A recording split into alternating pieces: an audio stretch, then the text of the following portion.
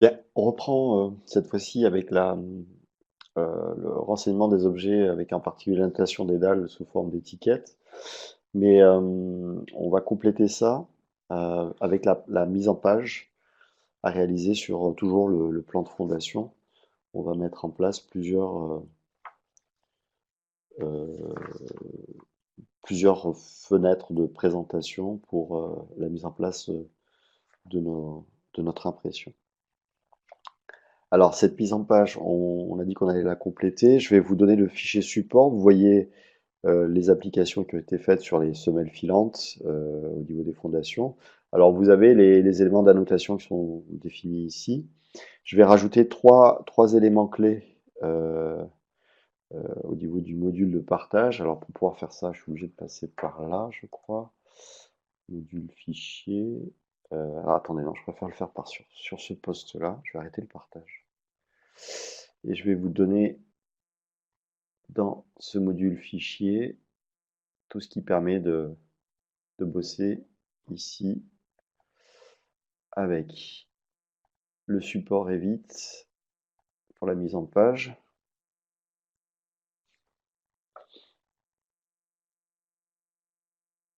mais également l'étiquette de dalle qui n'est pas celle par défaut. Alors c'est toujours ça le problème, c'est que dans le logiciel, vous avez des, euh, des annotations ou des familles qui ne sont pas forcément adéquates par rapport à ce qu'on veut faire nous. Donc là, il faut le support de cours pour pouvoir travailler et suivre étape par étape. Euh,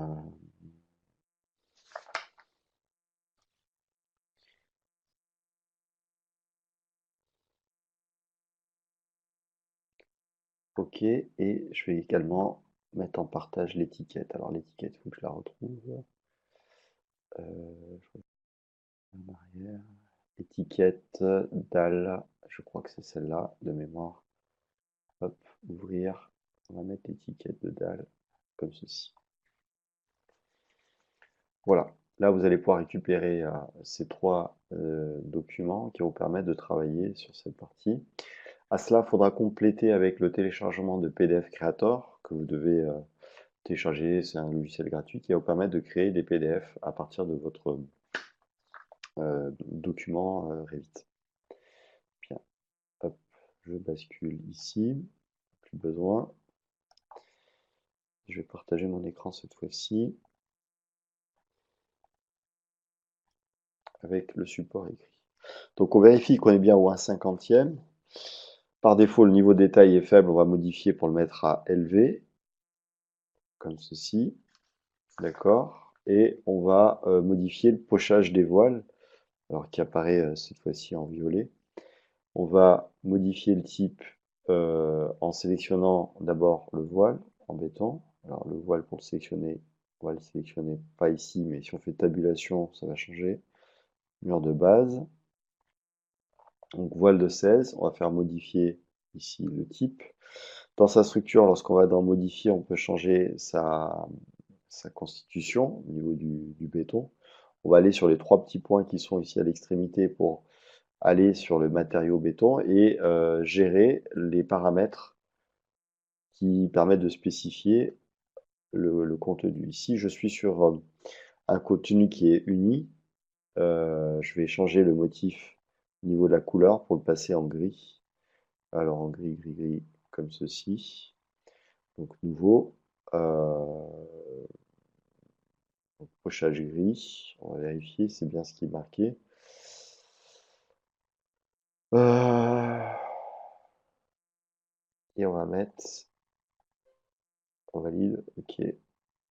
On peut également modifier ici pour avoir motif uni de couleur blanche pour les motifs de surface. Donc, si on met blanc ici, on valide OK. Donc ça va être modifié ici automatiquement. Donc uni, on a changé, on a mis du gris au lieu du rose. Et ensuite on valide, on fait OK, appliquer. Il a changé, il a modifié les informations. On valide OK. On dit OK ici aussi, on ferme les modifications et il a changé pour l'ensemble de notre projet la définition ici de, de l'élément qui est dans le plan de coupe, qui est en matériau béton. Alors si maintenant je passe dans la représentation des semelles filantes, ça paraît être cohérent, puisque en fait il y a le dallage qui apparaît par-dessus, hein. Donc ça c'est cohérent. Euh, Si maintenant je veux le modifier pour que le trait apparaisse non pas sous cette forme-là, mais en trait continu, même si le dallage passe par-dessus, et que normalement ça doit être un trait pointillé, si je veux dire qu'en fait je suis juste en dessous de ce niveau-là, et pas modifier la plage de vue de mon projet, à ce moment-là, je vais taper VV au clavier dans la vue de plan de fondation dans laquelle je suis situé. Je suis ici simplement dans les éléments de type structure. Je vais décocher le reste parce qu'en fait, ça ne m'intéresse pas. Et dans les éléments de type structure, je vais me focaliser sur les fondations que je vais dérouler ici. Et je vais observer les lignes cachées. Et dans ces lignes cachées, je vais spécifier les motifs. Alors, je vais modifier les informations, donc graphisme de ligne. Je vais remplacer graphisme de ligne dans la partie alors projection surface ou coupe. Euh, tut, tut, tut, tut, tut, tut, tut, tut, tut, tut. Attendez, j'ai un doute. Je sais plus s'il faut que je le fasse en graphisme de ligne coupe ou projection surface. Non, c'est projection surface puisque c'est vu. Donc remplacer ici euh, et je vais mettre entrée plein. Je valide OK. Comme ça, je vais voir le contour en continu. Et là, on voit apparaître. Alors là, il n'est pas continu parce que bien sûr, il y a la cote de 16 si je le déplace. Donc le trait apparaîtra en continu. Donc j'ai pas besoin de changer la plage de vue. Parfois, je définis les éléments pour qu'ils soient non pas vus en valeur masquée, quoi, mais voilà, qu'on puisse les voir de manière continue. Même si le dallage, normalement, fait que dans la plage de vue, ça ne devrait pas être mis en place. Ok. Ensuite, une fois que j'ai mis ça en place, on va faire la cotation du dallage. Donc, la cotation du dallage, c'est une étiquette, il faut qu'elle soit détectée automatiquement et enfin que lorsque je cliquerai sur le contour de la dalle. Et il faut que je puisse sélectionner le symbole qui correspond. Donc cette étiquette est dans un répertoire que je viens de vous partager et il faut ouvrir le fichier Revit de l'emplacement. Donc, si par exemple je vais l'ouvrir pour vous le montrer, je vais être dans mon emplacement perso où il était situé. Alors, je ne l'ai pas mis ici. Alors, je vais arrêter le partage et je reviens juste après pour aller récupérer mon fichier correctement et le mettre dans le même répertoire. En espérant que c'est le bon parce que l'autre fois j'ai eu un souci dessus. A priori, ça devrait être bon. Mise en page. Euh,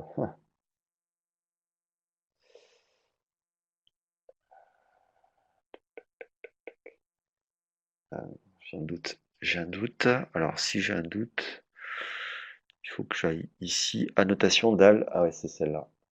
C'est celle-là, je me suis trompé en fait. Copier, il faut que je la mette au bon endroit. Alors, application, coller.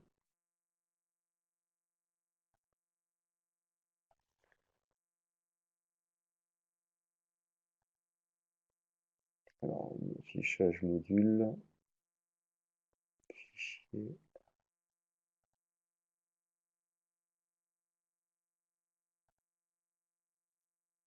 Et je pense que c'est pas le premier, mais c'est celui-là qu'il faut prendre.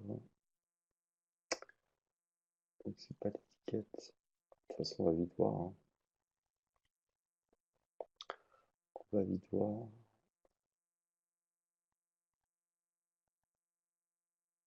Application,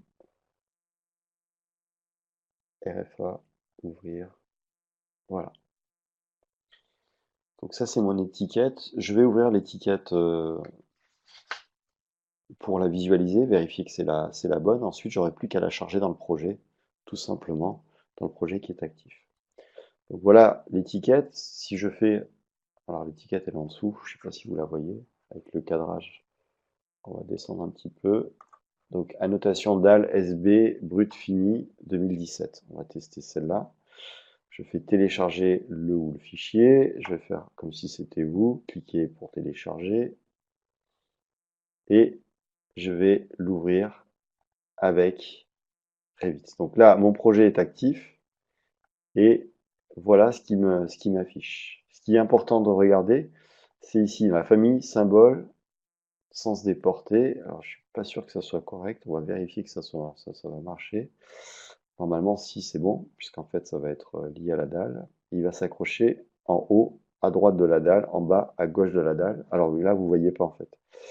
Là, vous voyez rien du tout. Partager mon écran. Donc là, j'ai téléchargé le fichier dont on a parlé. Je vais enlever le module qui sert à rien. Voilà, donc là, j'ai juste lancé le fichier RFA. Donc, il a ouvert sous Revit annotation DAL SB brut fini 2017 RFA. Donc, voilà ce que j'ai obtenu. Donc, en gros, il y a un libellé sur l'épaisseur.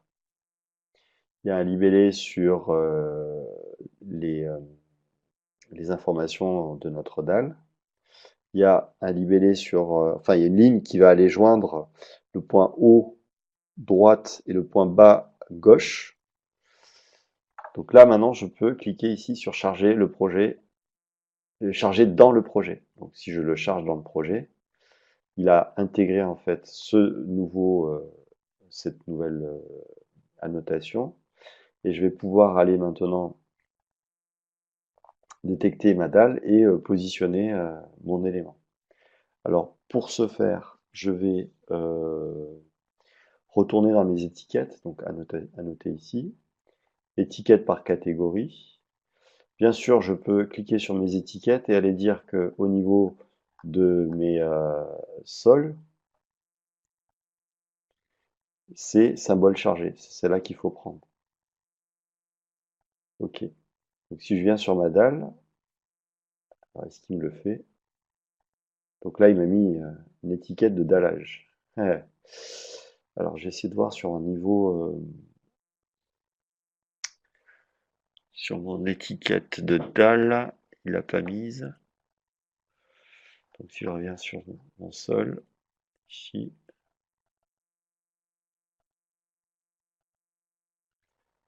donc ça c'est mon étiquette direction de dalle symbole. Ouais, il a pris un symbole, il n'a pas pris l'étiquette comme une étiquette. Une attestation de dalle.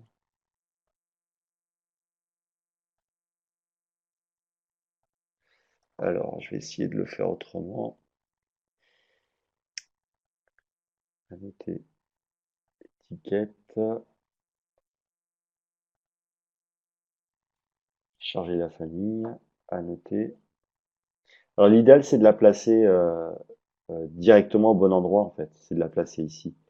Étiquette de dalle. Si je prends celle qui est définie comme étiquette de dalle, je vais vérifier OK. Alors, est-ce qu'il récupère la dalle? Pour récupérer la dalle, vous avez la touche tabulation qui vous permet de faire le transfert. Donc là, c'est vraiment l'étiquette de dalle. Donc celle-là, je vais la supprimer. Étiquette par catégorie. Étiquette. Sol, étiquette de dalle. Charger la famille. Annotation. Structure. Étiquette.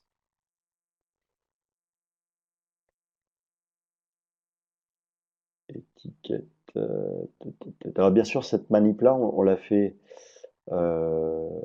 une fois là, ensemble, mais une fois que votre modèle est prédéfini, vous le chargez dans votre gabarit de base, vous n'avez plus besoin de le redéfinir en fait à chaque fois. Alors bien sûr, c'était pas la bonne étiquette. Je vous ai pas mis la bonne étiquette. Alors il faut que je trouve. Pourtant ça avait l'air de bon. Annotation de dalle. Ouais, c'est ça, c'est une annotation de dalle. C'est pas bon. Alors, il faut que je vérifie dans les fichiers. Annotation de dalle, c'est pas la bonne. Étiquette semelle, étiquette dalle. Je vais double-cliquer sur l'étiquette de dalle. Donc voilà mon étiquette de dalle. Élévation en haut et il y a un autre terme ici. Elle est dans les étiquettes de sol, donc ça c'est cohérent. Donc celui-là maintenant je vais le charger dans la famille, charger dans le projet, pardon. Dans le projet ici TDRS3 sur lequel je suis en train de travailler, je vais faire fichier enregistrer sous pour l'enregistrer en projet dans non plus mes applications mais dans mon dossier perso. Donc R TDRS3 Revit mise en page et je rajoute le petit C et j'enregistre. Et cette fois-ci, dans mes étiquettes, je vais lui spécifier que mon sol a pour étiquette cercle plancher, niveau dalle, cercle. On va essayer avec celui-là. Mais non, repère.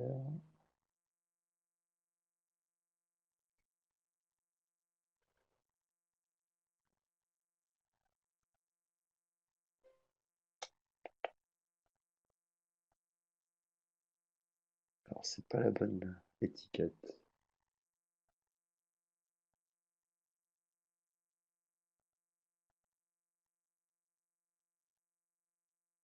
C'est pas la bonne étiquette.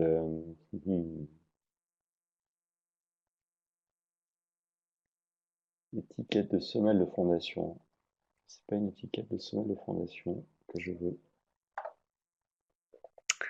Alors je vais refaire, annoter,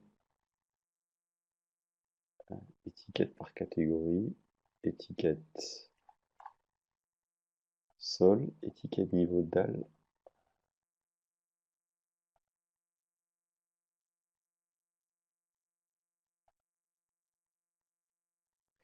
Je vais passer sur une autre dalle pour vérifier, ce sera plus simple. Plancher haut du premier.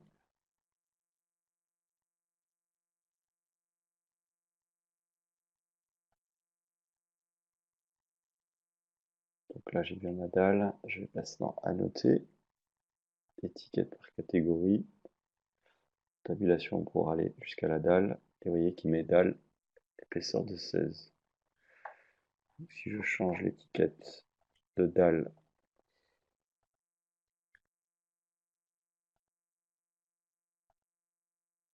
voilà, là ça marche. C'est la bonne étiquette.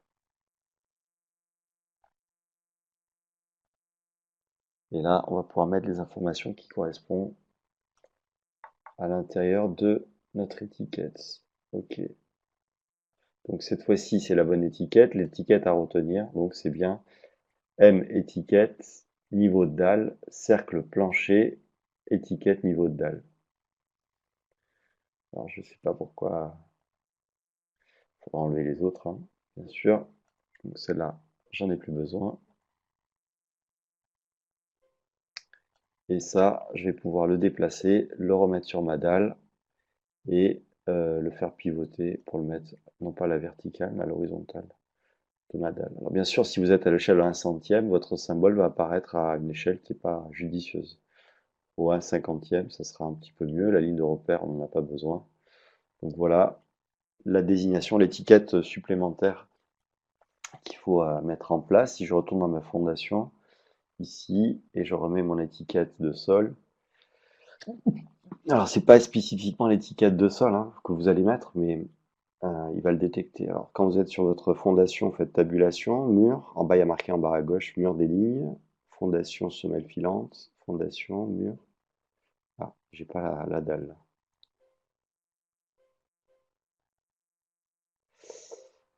Alors, je ne vois plus.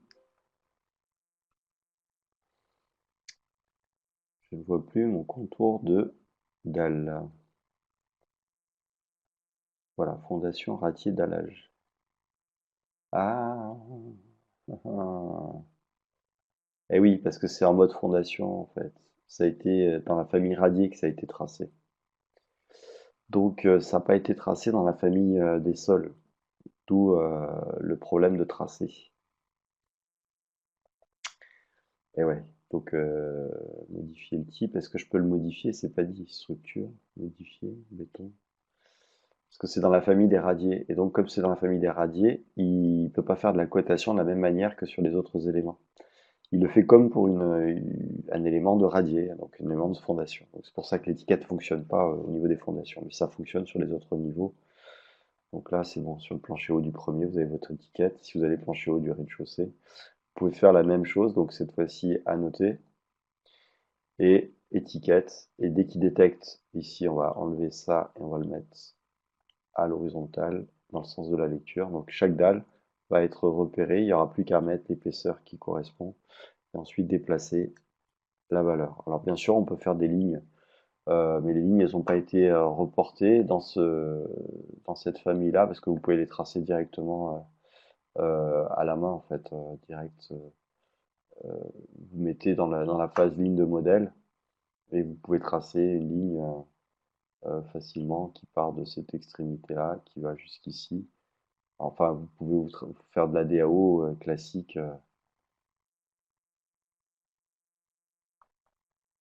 pour compléter, quoi. Voilà. Alors, ça, c'est pour la partie purement désignation des éléments. On va compléter, bien sûr, avec une coupe. Et dans nos différentes coupes, qui nous serviront après pour la représentation 3D. Donc lorsqu'on va étayer notre plan, là c'est sur un plan de coffrage, mais un plan architecte, ça sera pareil, hein. Vous avez un support en fait de tracé. L'objectif c'est pas de faire le support, mais c'est de le présenter, enfin de, de, de créer de la donnée qui vont être utilisées pour imprimer. Donc là, par rapport à ce qui vous est proposé, on va mettre une première coupe ici.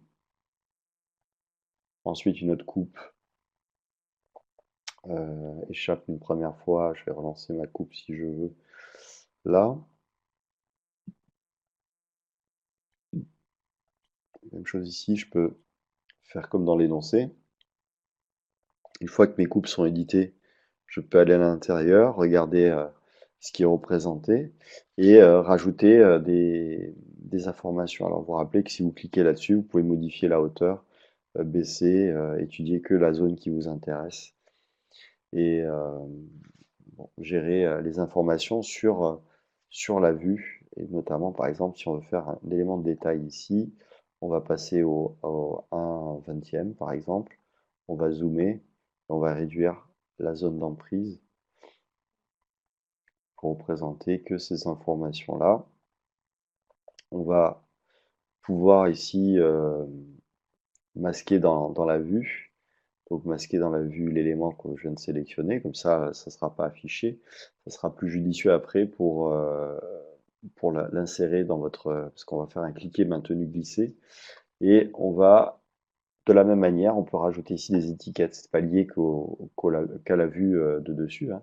Donc là, si je reviens dans annoter, je vais pouvoir rapporter mes annotations de semelles automatisées. Je reprends l'élément et je le réindique ici. Je peux également le faire sur mon dallage, puisque c'est un système de radier. Je peux rapporter l'information sur le dallage ici. Et comme on l'avait vu sur une précédente vidéo, on va pouvoir aussi, au niveau des annotations, mettre une cote d'élévation qui peut être définie avec les deux systèmes, soit en coordonnées euh, en élévation projet, soit en élévation topographique, bien sûr. On peut modifier en cliquant sur l'élément ici et en modifiant dans ses propriétés, euh, sachant si c'est le point de base du projet ou si c'est un point topographique qui est utilisé. Bien sûr, il faudra donner un point topographique au préalable. On peut également apporter de la cotation, comme on l'a vu avec la cotation alignée. On va pouvoir prendre de bord à bord ici et tout placer sur une seule ligne. Après, à l'extrémité, par exemple ici, on aura tous les éléments qui sont indiqués au niveau de notre ligne. Donc voilà pour l'habillage des coupes. On pourra en faire plusieurs et compléter.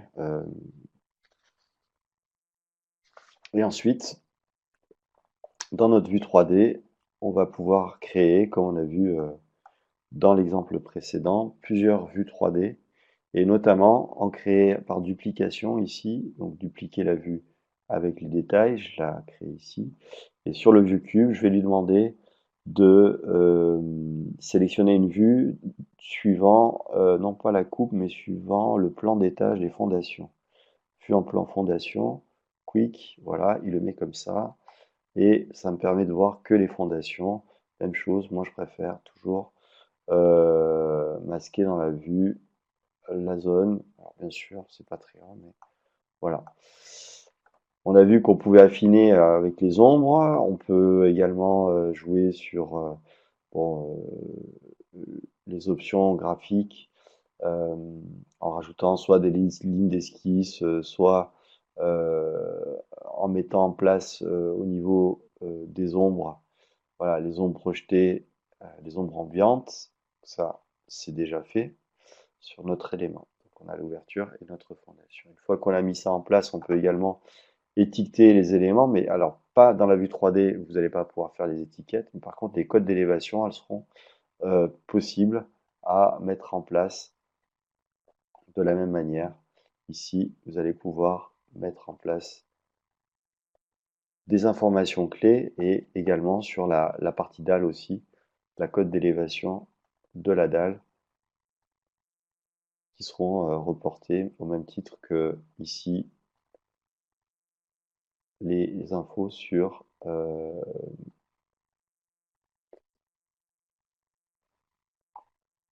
la race supérieure des semelles filantes. Alors voilà un ensemble de documents qu'on a préparés avec de la cotation. Vous avez pu voir rapidement ce qu'on pouvait mettre en place. On va voir maintenant la partie purement présentation et jeu de feuilles. Donc jeu de feuilles, ici c'est dans l'arborescence, tout à fait à gauche. Vous avez la création en faisant un clic, la possibilité avec un clic droit de faire des nouvelles feuilles. Et vous avez un ensemble de feuilles qui sont appelées des cartouches, qui sont prêts à enregistrer, mais dans votre projet. Dans votre projet, vous en avez certaines, vous allez pouvoir faire charger, aller dans la famille, euh, alors c'est où? C'est cartouche, alors eux ils appellent ça cartouche, donc on va aller dans cartouche, et vous avez un ensemble de cartouches qui sont préétablies. Alors vous pouvez sur internet récupérer des cartouches qui sont déjà faits, ou vous pouvez récupérer vos anciens cartouches de DWG, pardon, que vous pouvez transformer en fichier RFA, c'est-à-dire en cartouche de ce type-là. En gros, vous prenez un cartouche type ici, vous le dupliquez, enfin vous copiez-collez, vous faites votre cartouche perso, vous récupérez les WG comme sous Revit classique, vous le mettez en fond de plan dans le RFA et vous redessinez par-dessus le contenu de votre cartouche, vous le réintégrez en fait avec les libellés qui correspondent, etc. Et vous refaites votre cartouche personnalisée en fonction de votre travail. Donc ça c'est faisable aussi, ça dépend de votre job. Alors une fois qu'on a fait ça, par exemple, on va prendre le cartouche A3, métrique A3, mais je pense qu'il est déjà en place. Bon, métrique A3, il est là. Hop, je vais prendre le métrique A3. Je valide OK. Il me donne cet affichage-là. Alors bien sûr, vous allez pouvoir modifier le contenu, vous supprimez ce qui ne vous intéresse pas, vous rajoutez des informations, vous mettez votre nom, etc. Donc là, vous allez pouvoir rajouter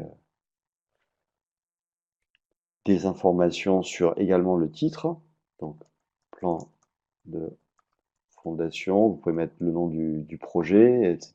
Et là, vous voyez que l'indication sur la feuille P2, c'est ce qu'on va retrouver lorsque le plan P2, plan de fondation, va être mis en place. On, on va, euh, on va insérer nos différentes vues. Ça veut dire que, par exemple, au niveau de la première vue, alors le plan P2, plan de fondation, alors qu'est-ce que j'avais prévu de mettre au niveau de mon plan de fondation? C'est celui-ci. Bah, logiquement, je vais prendre le plan de fondation, je vais le faire glisser et je vais le ramener sur la vue ici. Et vous voyez que toute la vue qui était présente sur le plan de fondation apparaît. À cela se rajoute une ligne en dessous qui sépare le titre de la fenêtre de la vue en plan, l'échelle au 1/50e et le numéro de la vue qui est insérée. On voit pour l'instant, ben, on voit pas grand-chose sur la coupe. Il n'y a rien qui est réactualisé parce qu'on l'a pas encore inséré, donc ça c'est logique. Donc là-haut, au niveau des détails de coupe, il n'y a rien qui se passe. Par contre, on a la possibilité, lorsqu'on sélectionne cette fenêtre, de voir que, alors ça c'est la fenêtre en elle-même, hein, un peu sur le même principe que qu'AutoCAD, vous allez pouvoir double-cliquer ou passer dans l'espace objet. Vous double-cliquez à l'extérieur, ou passer dans l'espace papier, un peu le même principe. Ces lignes-là, parfois, elles sont un peu embêtantes. Si je clique et que je maintiens, je déplace en fait la ligne en ayant sélectionné que la ligne. Donc ça veut dire que la ligne, à la limite, vous pouvez la sortir du dessin. Mais si ça vous gêne, vous pouvez également, quand vous cliquez sur cette ligne-là, la faire disparaître. Alors, comment je fais pour la faire disparaître? Je ne me rappelle plus, je crois qu'il fallait cliquer euh, hmm, sur la fenêtre.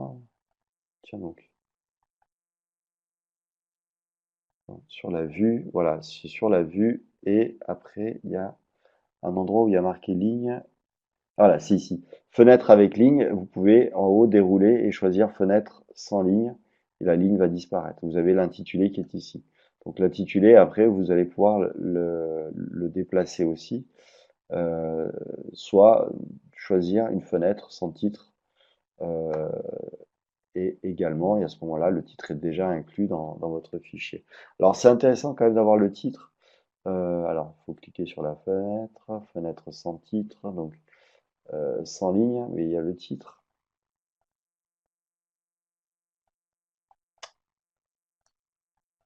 Je sais plus où est-ce qu'il faut pour sélectionner. Voilà, la fenêtre.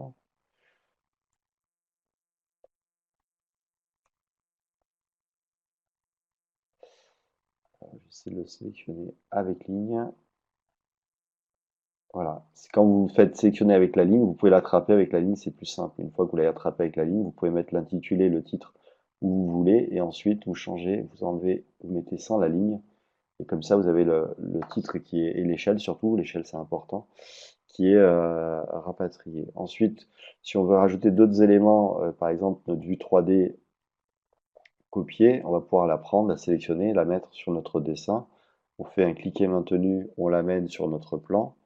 Et on peut bien sûr réduire la taille, et de la même manière, fenêtre sans titre, et voilà, ça enlève la ligne, et on va pouvoir gérer nos vues et les éléments qui sont à l'affichage.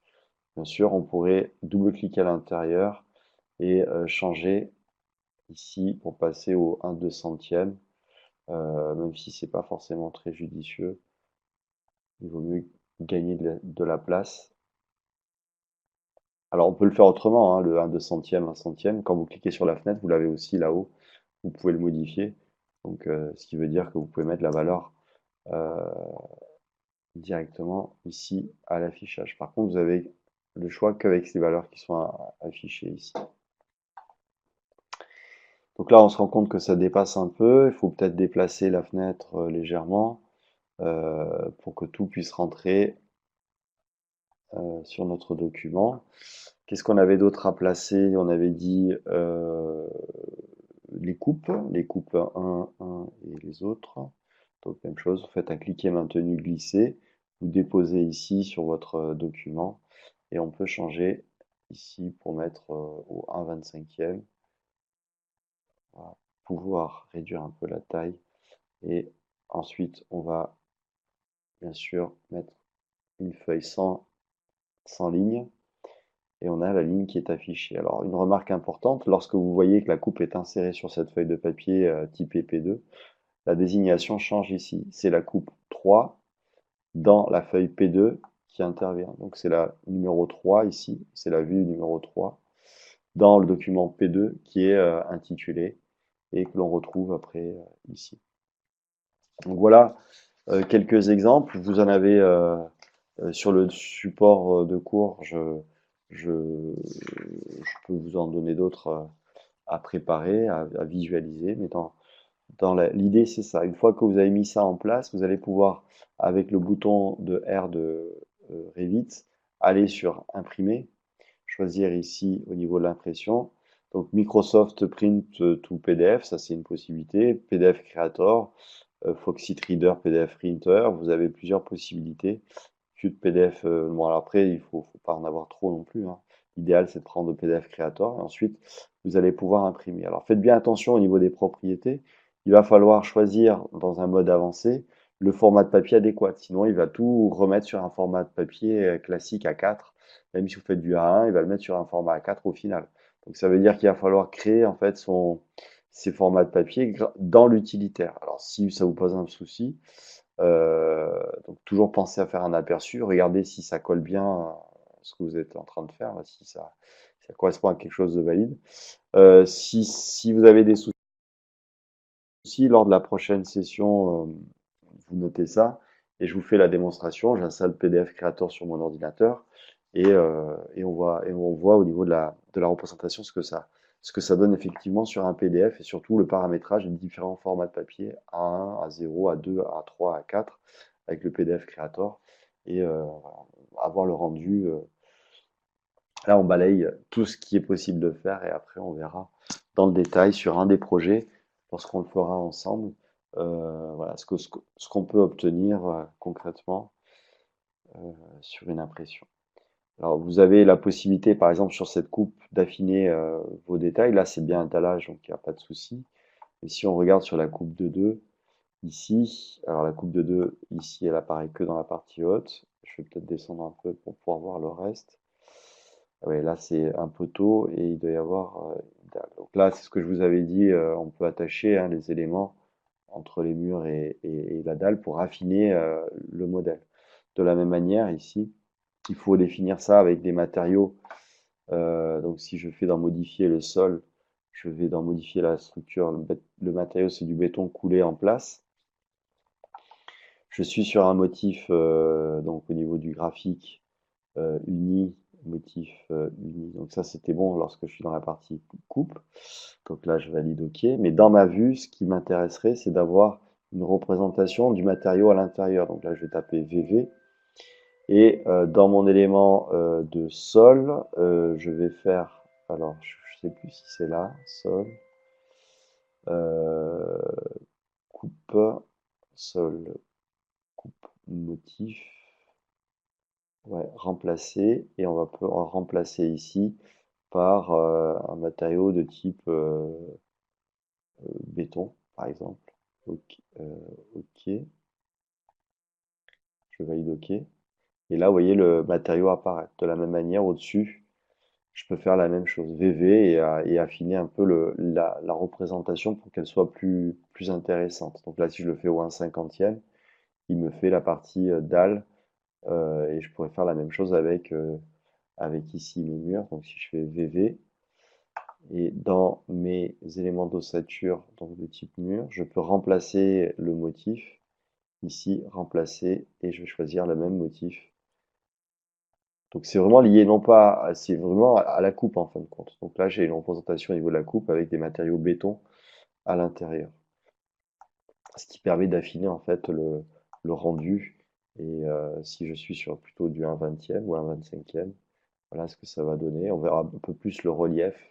Et c'est fait automatiquement. Alors, comme c'est fait automatiquement, bien sûr, il faut parfois appliquer à une coupe les modifications qu'on a faites à l'autre, en fin de compte. Donc ici, bon, si vous faites on on peut, on peut par exemple sur cette applique créer un gabarit à partir de la vue. Donc ici, on peut mettre vue type coupe, perso, on valide. Donc là, j'en ai créé une spécifique avec ces informations-là. Et ensuite, sur la coupe euh, 1, je peux faire appliquer les paramètres, les propriétés du gabarit. Et je vais choisir vue type coupe, perso, OK. Alors, est-ce qu'il a fait sûrement, je suis la coupe à 1. Alors, je suis dans la coupe à 1, mais pourquoi il n'a pas fait affichage élevé, style ligne cachée. Bon, je vais regarder ce qui va pas. Sol. Ah oui, il a pas fait la modif en fait. Bon, c'est pas grave. Donc là, après, il suffit de remplacer, mettre le béton à l'application, le motif de remplacement. Mais peut-être que là, je suis dans un modèle coupe,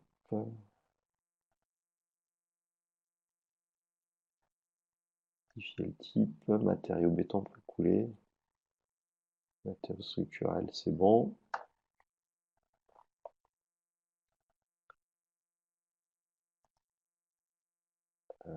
Tout, tout, tout.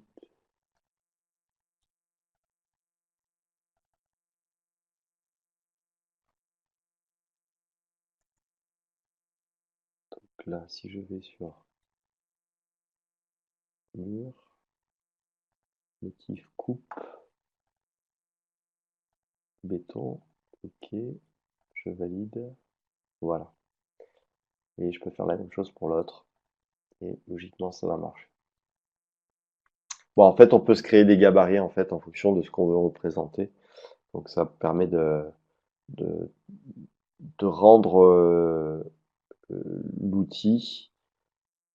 Alors masquer dans la vue non, et on peut faire VV ici et lui dire que les fondations, même chose, je voudrais remplacer pour qu'il y ait une représentation de type béton.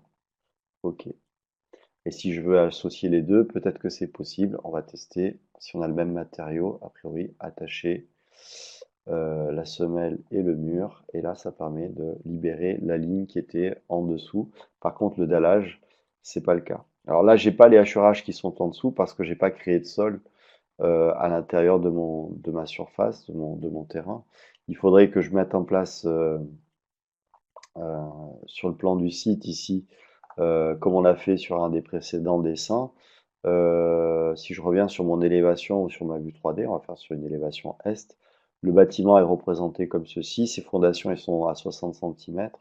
Si je fais une ligne, une cote d'élévation pour la porte d'entrée, ici je suis à la cote 0, cote projet. Donc si je fais un terrain à la cote 0, j'aurai le terrain naturel qui va apparaître sur mes différentes vues.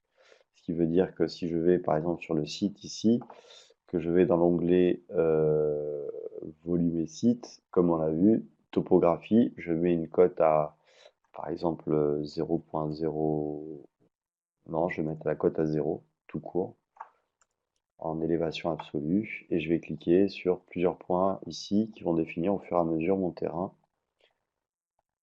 Voilà, j'ai fait un terrain à la cote 0, je valide le terrain, ok, je peux aller voir en vue 3D ce que ça donne. Donc sur ma vue 3D copie, j'ai mes fondations. Sur la vue 3D classique, donc là, a priori, je ne dois pas voir la partie terrain. Euh, donc si je mets architecture et que je mets la partie topographie, je vais l'activer.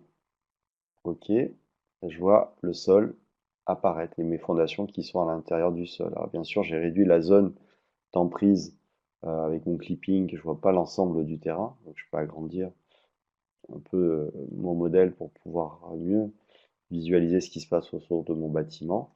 Et si je vais cette fois-ci sur ma coupe, parce que c'était ça l'objectif, je vais voir apparaître logiquement si tout va bien. Donc là, pareil, VV, on va aller dans la topographie et la faire activer. On voit le sol ici à l'extérieur. Pourquoi la coupe n'est pas active au niveau du sol? Bonne remarque. Même chose ici, VV. Si je fais la topographie, je l'active. OK. Alors on voit le sol, mais on voit pas le hachurage à l'intérieur. Donc là, on va aller voir si on peut le faire visualiser au niveau de la topographie. Coupe, remplacer, et on va mettre du sol. Alors le sol, c'est sable dense, on va mettre.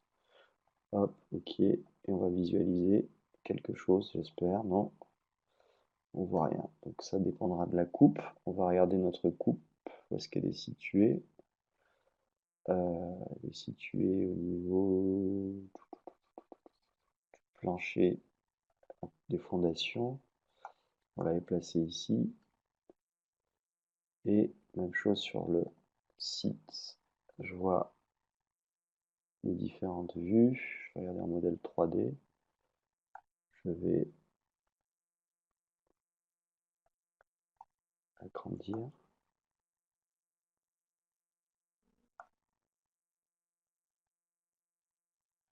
Ouais. Alors, topographie, matériaux par catégorie, on va le choisir. On va mettre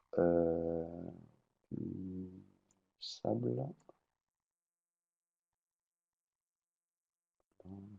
sable, tac, comme ça, on valide OK. Et si je reviens, puisqu'il n'y avait pas de matériaux qui étaient associés, je pense. Et là, logiquement, si je sélectionne motif, matériaux, définition, matériaux, ouais, si c'est de la topographie, ça devrait s'afficher. VV, on va trouver ce qui va pas. Voilà, c'est parce que ça n'a pas été modifié, j'ai dû modifier l'autre. Coupe, remplacer.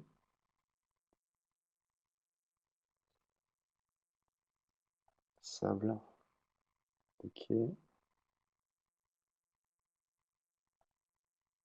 Voilà.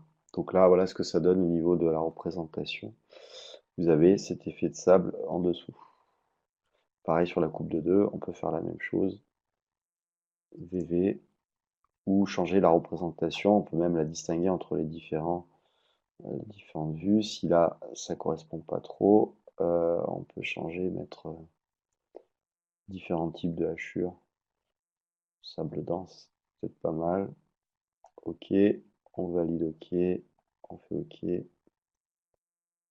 Bon, ça n'a pas dû marcher, encore une fois.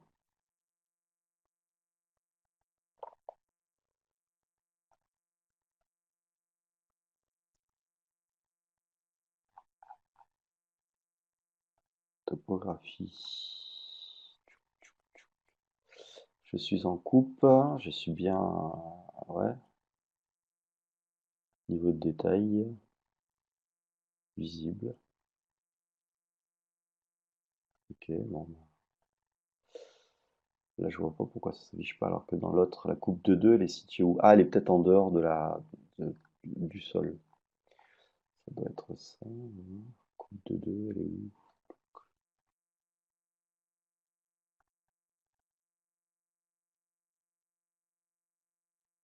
Je vais inverser le sens.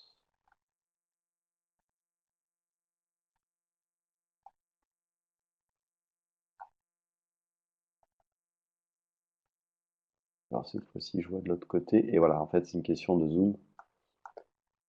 Vous allez voir apparaître les éléments de détail, voilà, qui camouflent les fondations qui sont derrière. Bon, ça permet d'affiner en fait ce que vous allez produire. Et ensuite, la partie ici, famille, pardon, feuille, va vous permettre, en faisant des clics droits, de créer des nouvelles feuilles et de pouvoir les imprimer par la suite. Voilà. Est-ce qu'il me reste des choses à vous dire là-dessus? A priori, je pense que c'est bon. Il nous restera à voir la nomenclature dans une prochaine application.